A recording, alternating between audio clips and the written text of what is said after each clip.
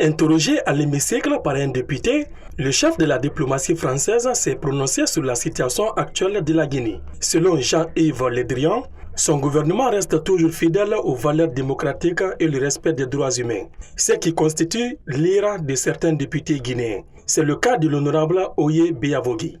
Il faut dire que moi je tombe de nu. Je tombe de nu, d'autant plus que ce député français n'est pas un élu du peuple guinéen.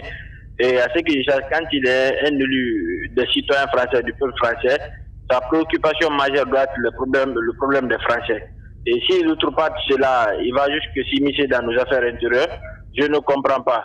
Maintenant, je reviens sur la réponse de M. le ministre Jean-Yves Le Drian.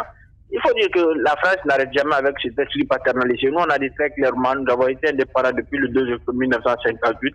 Nos problèmes ici en République de Guinée, nous les gérons en tant que Guinéens, nous les gérons en tant qu'Africains.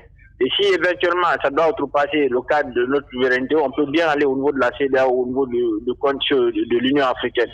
Mais que la France a encore toujours, à travers cet esprit paternaliste, veut nous imposer quelque chose, je crois que ça ne peut jamais marcher.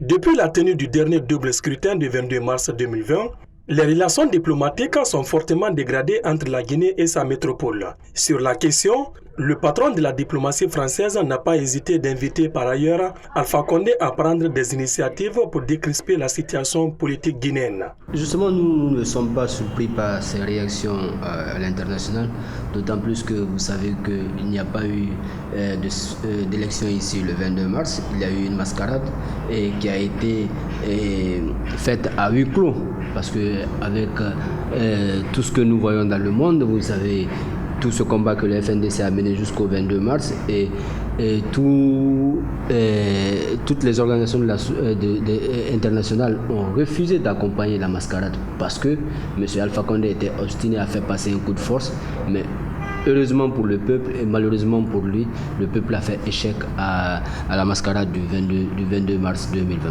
Et aujourd'hui, la communauté internationale va dans la même lancée, elle continue à ne pas reconnaître la mascarade et ce n'est que la continuité du combat que le peuple de Guinée mène qui est en train d'être reconnu toujours au niveau de la communauté internationale. Cette nouvelle sortie du chef de la diplomatie française vient donc renforcer la position de la France en faveur de l'alternance démocratique sur le continent africain et en particulier la République de Guinée.